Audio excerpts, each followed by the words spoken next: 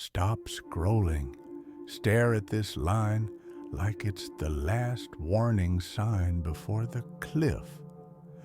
What if the deadliest enemy of your dreams isn't laziness, poverty, or lack of talent, but the electric storm inside your own skull?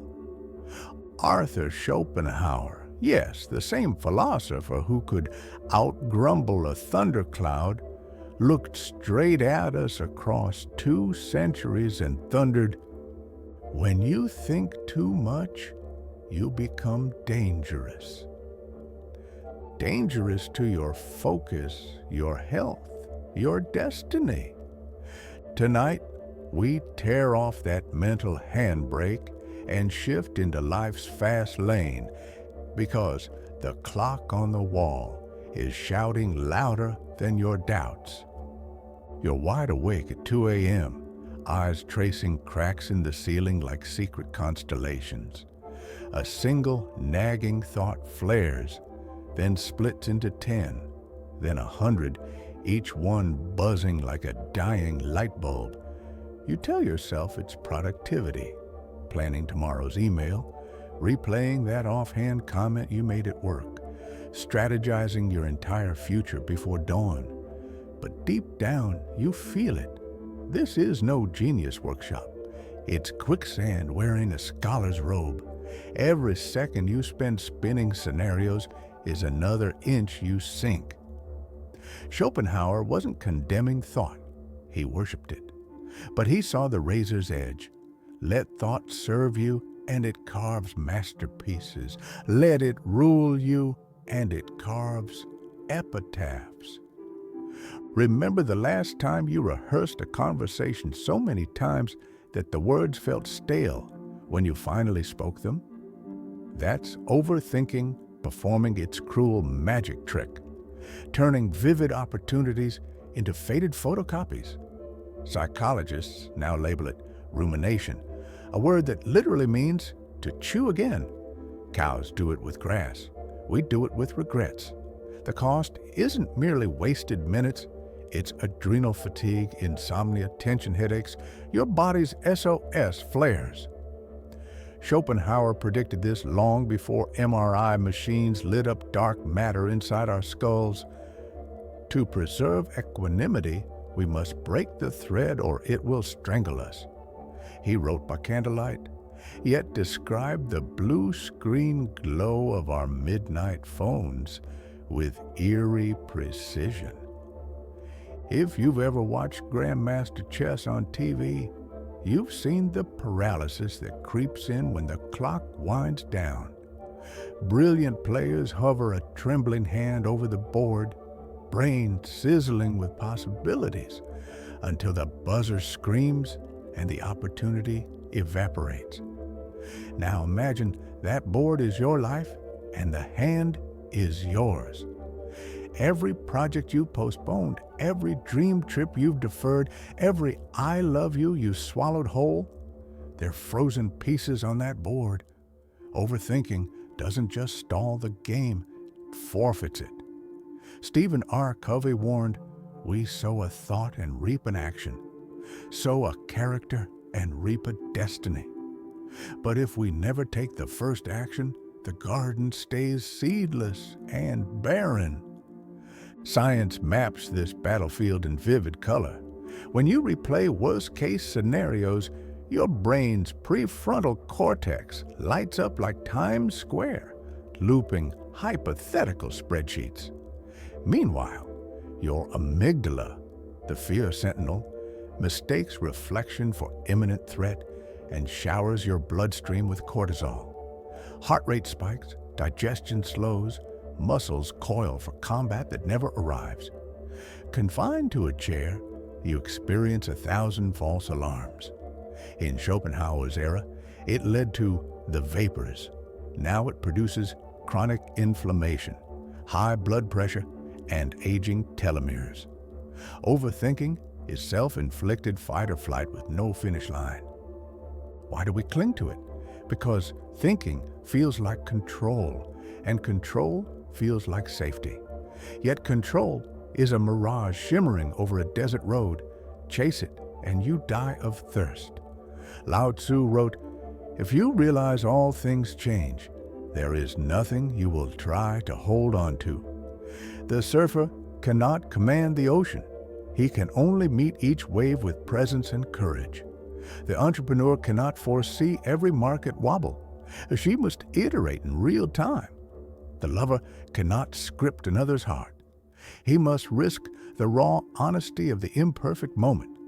Control is comfort's costume, but comfort, left unchecked, calcifies into a coffin. Let me confess. 7 years ago, I drafted the perfect business proposal, 50 pages of SWOT analyses, projections, footnotes. I tweaked fonts, shifted margins, swapped synonyms, terrified of criticism. After 9 months, I finally clicked send. The investor replied in 8 minutes, "Looks solid. When do we meet?" Those 8 minutes shattered 9 months of phantom obstacles. The door was never locked. I simply never tried the handle. Schopenhauer would have smirked. A man can do what he wills, but he cannot will what he wills. My real prison had been the fear of uncertainty, not uncertainty itself. History brims with people who refuse that prison. Michelangelo stared at a marble block for days, yes, but his chisel ultimately rang against stone. Nikola Tesla envisioned entire dynasties of electric dreams, but he rolled up sleeves and soldered copper coils until they hummed. Maya Angelou rewrote stanzas countless times, but she still stepped on stage and let her voice quake its truth. Each of them understood the alchemy. Deep thought must be followed by decisive motion, or it curdles into regret. Here's a practical pivot you can begin tonight.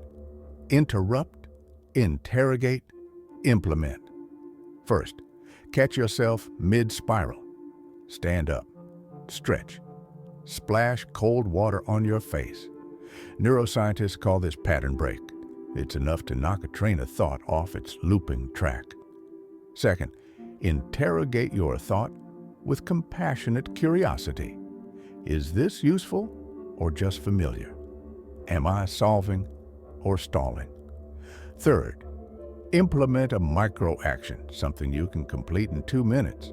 Send the draft, book the class.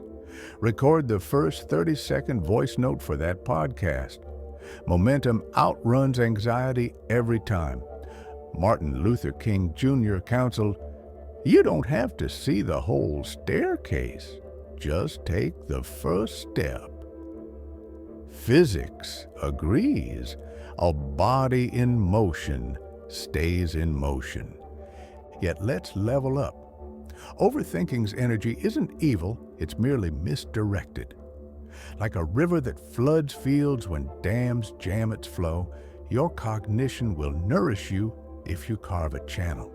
Write morning pages to dump raw anxieties before breakfast. Schedule 10-minute worry breaks so concerns have boundaries. Practice box breathing. Inhale 4 counts, hold 4, exhale 4, hold 4, to massage the vagus nerve, calming the storm. In those rested spaces, creativity blooms. Remember, the very mind that crafts nightmare invoices can sculpt symphonies if you hand it the baton. Hemingway said, "Write drunk, edit sober." Translate that. Create freely, critique later. Overthinkers reverse the order. They critique before creating, condemning the embryo before it crawls. What if instead you turned off the inner jury for the first draft, first riff, first rehearsal? The clumsiest prototypes often birth the sleekest innovations. Dyson built 5,126 vacuum prototypes. If he'd thought too hard about investors laughing, we'd still be choking on dust. There's a deeper wound beneath chronic overthinking, fear that we are unworthy. Schopenhauer observed, We forfeit 3/4 of ourselves in order to be like other people. Overthinkers edit personality to match imagined expectations, rehearsing lines to earn applause. The cure isn't louder self-talk, but radical self-acceptance. When you believe you're enough, you risk more because failure no longer annihilates identity. It merely teaches. Brené Brown reminds us, you can choose courage or you can choose comfort, but you cannot have both. Courage starts as a decision, then grows into a habit, until one day, boldness wears the familiarity that fear once claimed. Consider the story of Sarah Blakely, founder of Spanx. She spent 2 years fine-tuning her pitch, sure, but the turning point was picking up the phone and cold-calling factories. Doors slammed until one unlocked. Within months, her prototype reached Oprah's desk. Within years, she became the youngest self-made female billionaire. The difference wasn't superior thought. Hundreds had shapewear ideas. It was execution, sweaty, awkward, relentless execution. Overthinking erects ivory towers. Action lays bricks. You may be thinking, but what if I choose wrong? Thomas Edison shrugged off 10,000 failed filaments before the incandescent glow. He reframed every misstep, not a failure, but knowledge of what didn't work. That reframe is oxygen to a suffocating brain. When you label an attempt data instead of disaster, you free your inner scientist to experiment. Schopenhauer nodded toward this when he wrote, "In action, a great heart is the chief qualification. In work, a great head. Pair heart with head, and the labyrinth becomes a launch pad." Notice how children attack playgrounds. They don't weigh pros and cons of the slide. They sprint, stumble, laugh. Play erases overthinking because it values discovery over perfection. Reinstall play into your workflow. Run a crazy A/B test. Write a silly jingle for your sales pitch. Sketch your business model on a napkin with a crayon. Neuroscience shows that play stimulates the brain's default mode network, forging creative connections you can't mastermind under gritted teeth concentration. Spiritual traditions echo this liberation. The Buddha taught right effort, neither sloth nor clenched striving. Christianity speaks of faith without sight. Stoics advise focusing only on what you control. All whisper the same secret: action aligned with values is peace. Overthinking is war with ghosts. Decide, act, adjust, then repeat. Life isn't a chess match, it's jazz, improvisation inside loose structure, beauty born from bold riffs. Now breathe. Feel your shoulders drop. In the length of this video's first act, your heart has beaten roughly 1,000 times. Each beat is a drum urging forward motion. Don't waste the soundtrack. The German sage whose words launched our journey believed suffering was inevitable, but he also believed in the will, the raw, untamed force to carve meaning. Channel that will. Let thought ignite intention, and let intention blaze into deeds. Before we roll into part 2, I challenge you. Pick one idea you've looped for months and execute its tiniest actionable unit in the next hour. Comment below what you did. Not tomorrow, now.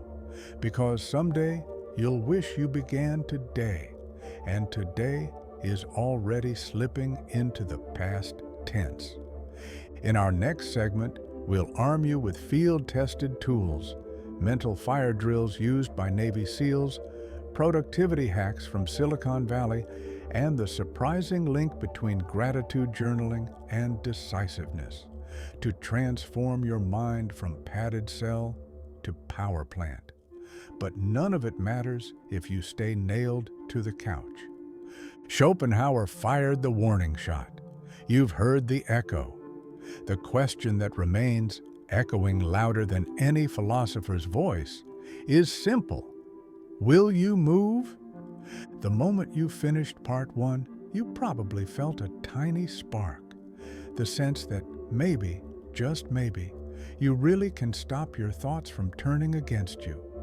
Hold on to that feeling, because in this second part, we are going to turn sparks into steady fire. Think of the pages ahead as a friendly road trip. No complicated jargon, no cliff-edge metaphysics, just clear explanations, relatable stories, and step-by-step ideas you can test before the day ends. Schopenhauer warned us that an untamed mind is dangerous, but he also believed the human will is powerful enough to shape reality. In everyday language, that means your thoughts do not have to be your prison. They can become the energy plant that lights your whole life. So let's keep moving, one plain sentence at a time, until we hit our 3,000-word mark and a brand new mindset. First, imagine your brain as a tall building. When smoke fills the corridors of thought, panic, doubt, endless what-ifs, you do not have hours to argue about the best exit. You need a fire drill you can run in seconds. The simplest drill I know is called box breathing, borrowed from the Navy SEALs. You breathe in through your nose for a count of 4, hold that breath for 4, breathe out through your mouth for 4, then hold again for 4. One box is 16 seconds. 2 boxes is just over half a minute. During that half minute, your heart rate slows, your shoulders drop, and a strange calm steps between you and your runaway thoughts. You have not solved anything yet, but you have stopped the stampede long enough to choose a direction. Most people are shocked to see how much control returns after a single minute of focused breathing. It is like finding the master switch in a dark basement and suddenly seeing the stairs Once again. the smoke clears, you still have to move, and this is where the 5-second rule comes in. Popularized by author Mel Robbins, it is almost childlike in its simplicity. When you know you should do something, get out of bed, press send, start the workout. You count backward from 5 and act before you reach 0. Counting down changes the conversation in your head from open-ended doubts to a tiny rocket launch sequence. 5, 4, 3, 2, 1, go. Your prefrontal cortex, the part that plans and also overplans, loses the chance to raise new objections, and momentum carries you through the first few awkward seconds. Pair that with the 2-minute rule from productivity coach David Allen. If a task takes less than 2 minutes, do it immediately. And you have a powerful 1-2 punch. Breathe to regain calm, count to ignite action, and finish any bite-sized chore before the mind spins its web again. In my own life, these 2 tricks saved 100 unwritten emails, a dozen delayed workouts, and frankly, my self-respect. Yet techniques feel abstract until we see them in flesh and blood. So let's meet 3 people who turned overthinking into forward motion. The first is astronaut and former Navy SEAL Chris Cassidy. During the infamous Hell Week portion of SEAL training, candidates face 130 continuous hours of cold, mud, and sleep deprivation.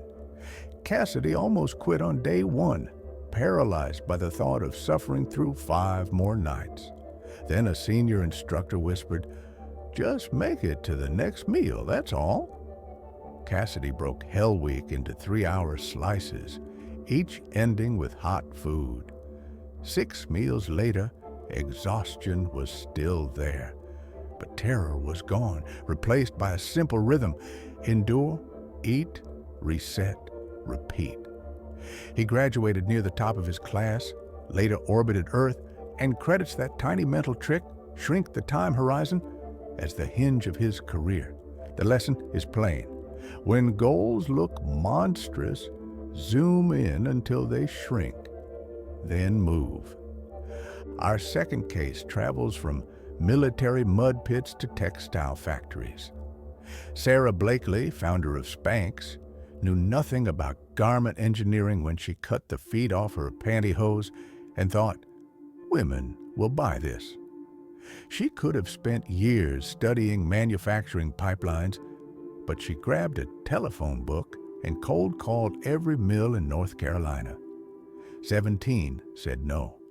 The 18th said maybe. Blakely drove there in person with a Ziploc bag containing her prototype. That factory produced her first small batch, Oprah Winfrey featured the product, and Spanx exploded into a billion-dollar brand.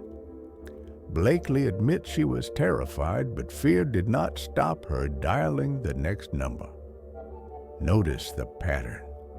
Action before expertise. Learning while doing. Refusing to drown in research. Story 3 brings us to Edinburgh cafes and a struggling single mother named J.K. Rowling.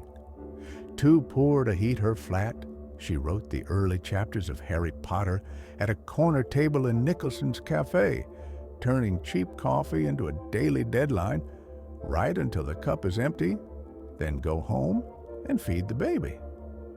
The clatter of dishes muted her perfectionism, and tiny sessions stacked up until a 90,000-word manuscript existed. 12 publishers rejected it. The 13th offered a small advance, and today more than 600 million Potter books have been sold. Rowling's secret was public noise forcing private action. She could not sit and brood because the waiter needed the table back. In effect, she hacked her environment to outrun her doubts. Techniques? Stories. Good start. But how do you wire these ideas into daily life so they survive the first busy Monday? Behavioral scientists suggest implementation intentions. You turn a wish into a statement in the form, if X happens, I will do Y. For example, if the clock hits 9 p.m., I will write my gratitude list. If I finish lunch, I will walk for 10 minutes. Research shows that this simple mapping transforms abstract aims into mental reflexes, cutting decision fatigue by up to 40%. You no longer ask, should I? Because the answer was decided when you wrote the rule. Think of it as adding rails to your mental railroad. The train can still move fast, but now it knows the correct track. Speaking of gratitude lists, here is a surprise. Appreciation and decisiveness travel together.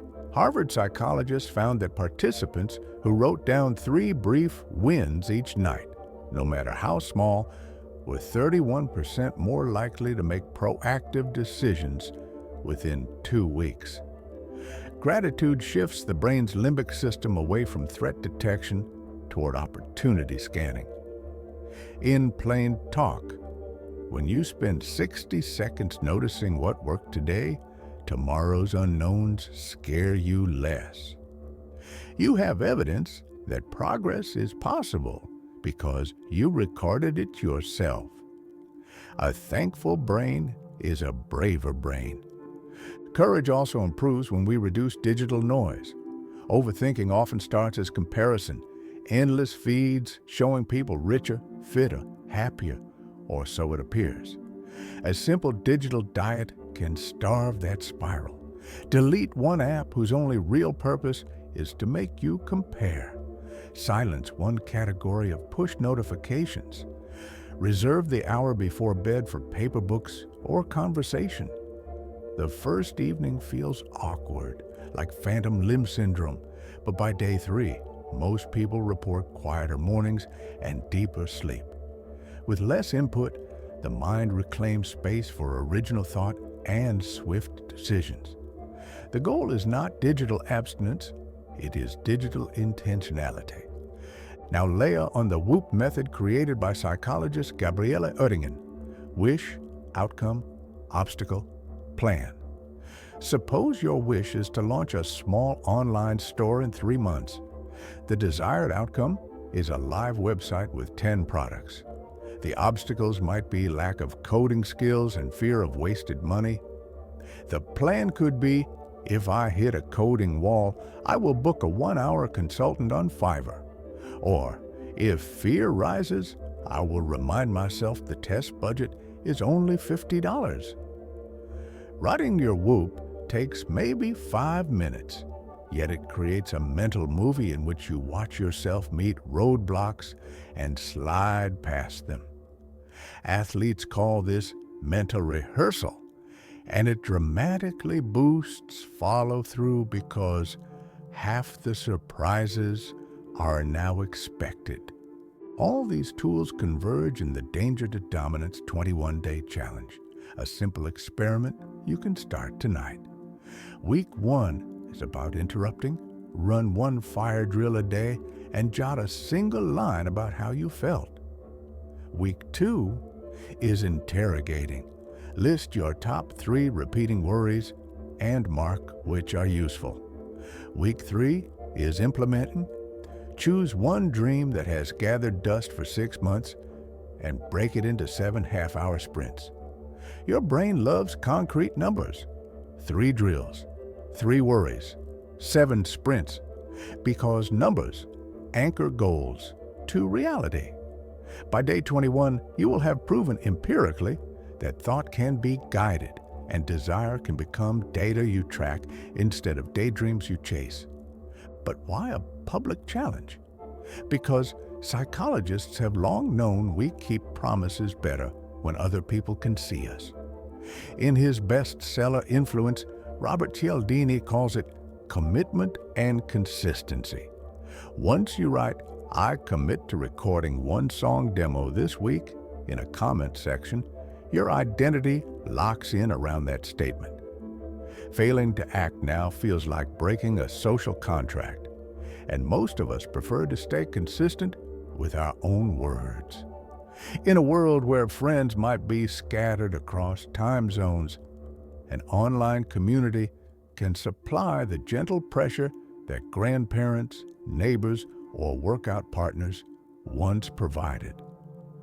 All the while, remember the deeper philosophy. Schopenhauer believed life is full of unavoidable suffering, but he also believed in the power of the human will to push through that suffering and carve beauty. Marcus Aurelius, the Stoic emperor, echoed him centuries earlier. The impediment to action advances action. What stands in the way becomes the way. When you meet resistance, fear, boredom, criticism, it is not proof you should stop. It is the material from which you build momentum. In woodworking, the grain that feels rough under the plane eventually reveals the most striking pattern. In life, the tasks that snag your attention, that make you sweat, reveal the shape of your potential. Picture a blacksmith's forge as you read these final paragraphs. The blade begins as a dull bar. It endures heat, hammer blows, sudden plunges into water that hiss and steam. Each swing of the hammer aligns metal crystals. Each dunk tempers the edge. Your actions, the breaths, the 5-second launches, the cold calls and cafe scribbles are those hammer strikes. They hurt a little, they feel repetitive, but they turn soft intent into a cutting tool that can slice through confusion, leave the iron in the fire without striking, and it warps, strike without cooling, and it cracks. Balance thought with motion, reflection with rest, and the weapon holds sharp. By now, we have covered the why, the how, and the proof. What is left is the when, and that answer is always the same: now. You cannot overthink an action already taken. Send the message, sign up for the class, open a blank document, and write the clumsiest first paragraph ever typed. It will still beat the perfect paragraph that never leaves your mind. Then come back tomorrow and make it better. Excellence, said Aristotle, is a habit, and habits grow from single seeds watered daily. You made it to the final stretch, and that alone says volumes about your willingness to act instead of just ruminate. In this third and longest segment, we are going to weld everything together: mindset, methods, and momentum.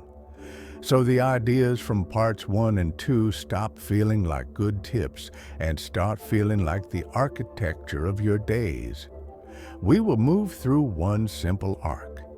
First, see how identity drives action, then learn how environment shapes identity, and finally practice converting that identity into an engine that keeps running even when motivation runs dry. By the end of these 3,500 or so easy-to-read lines, you will not only understand why Schopenhauer warned about runaway thought, you will possess a personal blueprint that turns thinking into purposeful fuel every single morning. Identity might sound abstract, but let's pin it down with a kitchen table story. Imagine a teenager named Marco who dreams of becoming a guitarist. For months, he watches tutorials, scrolls social media accounts of musicians, and bookmarks guitar reviews.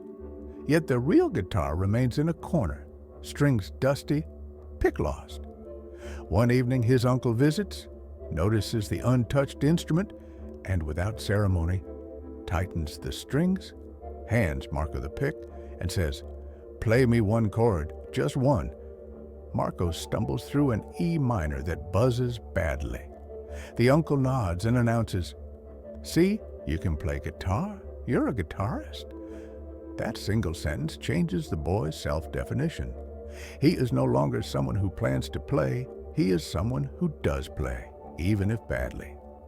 The next morning, the guitar moves from the corner to a stand beside his bed. 2 weeks later, he knows 3 chords. 2 months later, 7 songs. The difference was not knowledge. Marco had watched hours of lessons, but identity. He crossed the line from observer to participant. Your mind follows the same principle. The moment you call yourself a runner, writing down distances becomes normal. The moment you see yourself as an entrepreneur, cold emails feel like a day's work rather than a gamble. Overthinking fades when identity supplies a confident default action. After identity, environment carries the heaviest influence on daily performance, and environment is wonderfully hackable. Think about the typical grocery store layout. Essentials like milk and bread often sit at the back, so customers pass tempting aisles first. Retailers know proximity shapes decisions. You can deploy the same trick in reverse to make good choices effortless and poor ones inconvenient. Place your phone charger across the room and bedtime surfing plummets. Keep a water bottle on your desk and hydration soars. If you want to write every morning, leave the document open when you close your laptop at night.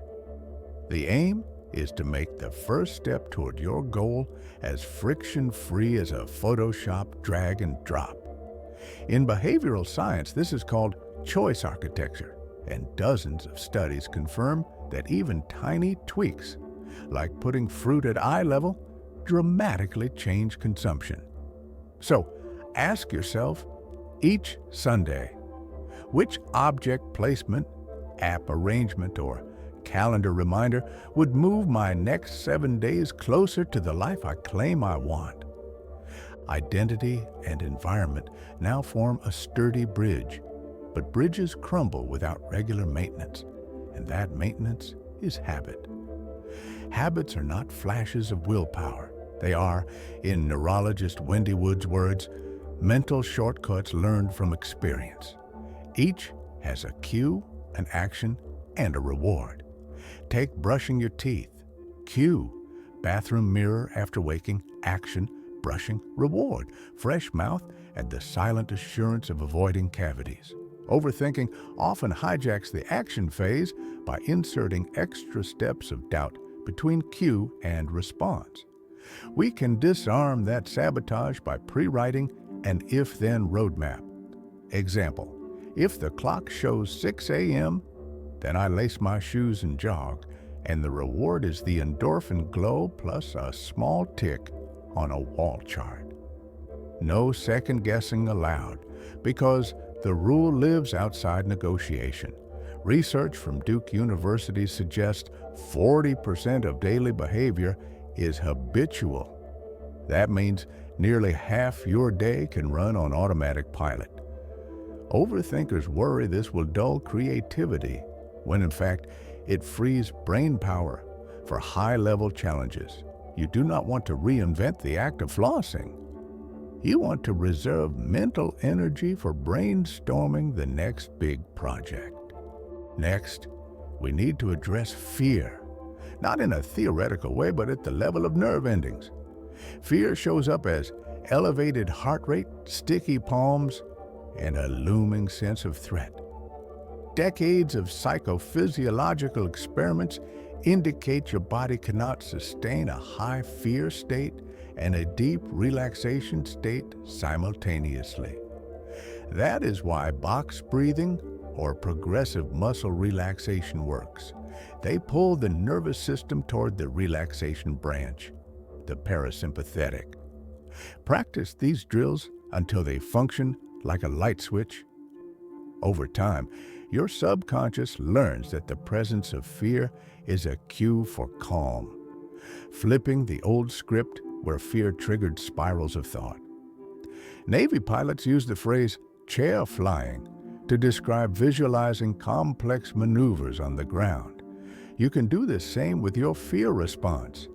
Close your eyes, picture a stressful presentation, feel the panic rise, then rehearse your breathing drill until calm returns. Athletes who practice under simulated stress perform better when the real heat rises. The principle is simple. Nerves that fire together, wire together. With fear tamed, attention becomes the next lever. Modern life scatters attention like confetti, news alerts, chat pings, autoplay videos. Neuroscientists call the engine behind distraction the default mode network.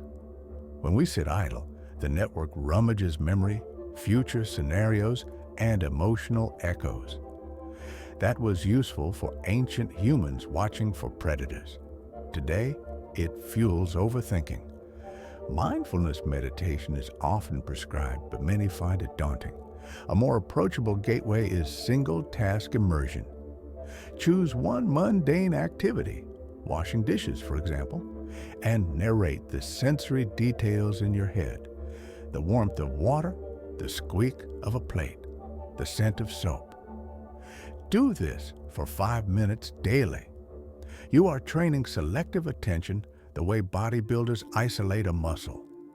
Over weeks, that practice extends to harder tasks like writing or coding. When you can hold attention voluntarily, overthinking has less room to hijack the stage. So far, we have identity, environment, habit, fear management, and attention, a robust internal toolkit. But humans are social creatures, and community exerts outsized influence. The sociologist Mark Granovetter introduced the concept of weak ties, acquaintances who expose us to fresh ideas. Overthinkers often hide plans until perfect, depriving themselves of these weak tie sparks. Flip the script. Share early drafts in low-stakes settings like an online writing forum, a local meetup, or a supportive subreddit. Feedback at this embryonic stage feels less threatening and neutralizes perfectionism. On the flip side, strong ties, close friends and family, can become accountability partners. A simple weekly check-in text. Did you practice French for 10 minutes today? Can boost persistence by over 60%, according to a University of Pennsylvania study. When you know someone will ask, the brain anticipates social reward for saying yes and social pain for saying no, powering through internal resistance. Let's ground these concepts in a hypothetical week for clarity. Monday morning, you wake with your identity affirmation. I am a builder, not a dreamer. Your phone, deliberately moved across the room, forces you to stand, ending the snooze loop. Box breathing steadies your pulse. You open the laptop to the writing document left open last night. Cue achieved, habit triggered. After a 250-word sprint, you reward yourself with a fresh coffee and mark one colored square on a habit tracker. At lunch, you practice attentive eating, noticing flavors instead of scrolling news. Evening brings a 10-minute Whoop session. Wish. Finish the proposal by Friday. Outcome, submit to your boss. Obstacle, fear of sounding naive. Plan.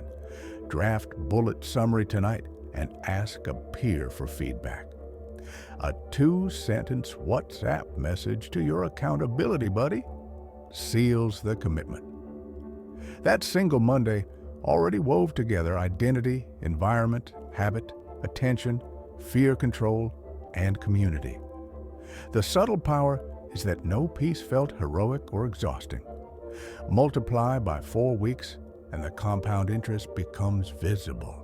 Of course, even a well-engineered system faces black swan events, illness, family emergencies, lost jobs. Overthinking flares under such stress. Here, resilience frameworks shine. Psychologists talk about the 3 P's of resilience identified by Martin Seligman: personalization, pervasiveness, and permanence. Personalization means not blaming yourself for every negative event. Pervasiveness recognizes that one setback does not pollute all life domains. Permanence reminds you feelings aren't final. A resilient inner voice sounds like, "This project failed, but I'm still competent. It affects my finances, not my worth. The disappointment feels crushing, yet it will fade." Practicing these reframes in calm times prepares you to deploy them on dark days. Another neglected pillar is physical movement. Countless studies link aerobic exercise to reduced rumination. Walking may seem too mild to matter, yet a Stanford University experiment showed that a 20-minute outdoor walk increased creative output by 60% compared to sitting. When your mind loops, stand up, step outside, trace the nearest block. Think of it as shaking the Etch-a-Sketch. Inertia hardens worry. Motion dissolves it. Even micro workouts, 5 burpees, 10 squats, signal the brain that you are not trapped, restoring agency. Where does technology fit? It can serve or enslave. Tools like website blockers, focus timers, and habit tracking apps extend your environment hack into the digital realm. But the rule is always intentionality. Schedule windows of distraction where you can binge social media guilt-free, then shut the gates. The human mind tires after about 90 minutes of deep work. Deliberate breaks improve sustainability, whereas random interruptions erode flow. If you must answer emails, bundle them. Context switching is a tax you pay with attention. Now let's zoom out into a year-long perspective. Goals should stretch you, yet remain attainable. Set one flagship goal in each of 3 categories: skill, health, and contribution. Skill could be publish 5 blog posts. Health might be run a half marathon. Contribution could be mentor 1 student. Each flagship sits atop monthly milestones and weekly tasks, tracked in a simple spreadsheet. Review progress every Sunday evening with a ritual, perhaps a brief meditation followed by a look at metrics. This turns reflection from sporadic self-critique into structured evaluation. Remember Schopenhauer's insight: to live alone is the fate of all great souls. Here, alone signals self-reliance, not isolation. The review meeting is you being the CEO of your own life, hiring your thoughts to work for you, firing those that don't. As we close in on the final segment, let's revisit Marco the guitarist. 1 year after his uncle's push, he plays at a school concert. Is he a virtuoso? Not yet, but classmates who never saw him practice believe he's naturally talented. That phrase hides countless deliberate actions: a guitar stand by the bed, silent metronome beats tapped during bus rides, short practice loops before homework. What looks like talent is rarely innate brilliance. It is disciplined identity, fortified by a supportive environment and repeated under manageable doses of stress. You might wonder, what if I relapse into old patterns? You will, and that is normal. The goal is not constant optimization, but upward trend. Think of a stock chart. There are pullbacks, yet the line climbs decade over decade. Each time you catch yourself overthinking, treat it not as failure, but data, evidence of triggers you can address. Perhaps certain hours, places, or people spark the loops. Adjust environment accordingly, change desks, shift schedule, lower caffeine. The Japanese philosophy of Kaizen focuses on continuous improvement by 1%. Over a year, 1% better each day compounds into nearly 38 times improvement. Let that sink in. Finally, anchor everything in meaning. Viktor Frankl, Holocaust survivor and psychiatrist, wrote, "Those who have a why to live can bear with almost any how." Purpose reframes difficulty as worthwhile cost. Draft a life mission statement, 2 to 3 sentences capturing the impact you hope to make. Mine, for example, is illuminate ideas that turn hidden potential into visible change. Yours might involve family, art, justice, or adventure. Read it aloud whenever confusion threatens to hijack the wheel. It cuts through noise like a compass needle pointing to true north. Take a deep breath now. Let the quiet settle. Reflect on the journey from Schopenhauer's warning to this moment. You have learned that thought is a blade that needs a handle.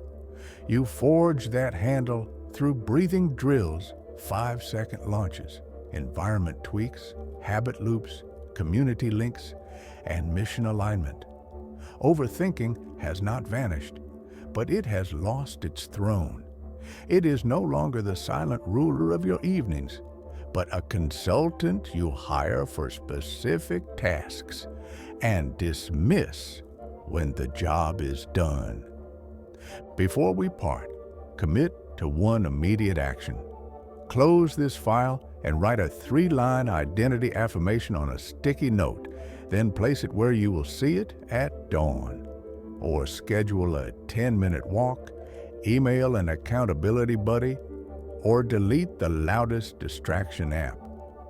The specifics matter less than the immediacy. Movement cements learning. In a week, add a second action. In a month, review this script and notice how the words hold new layers of meaning because life experience has woven between them. Congratulations! You have turned philosophy into practice, data into decision, and danger into daring.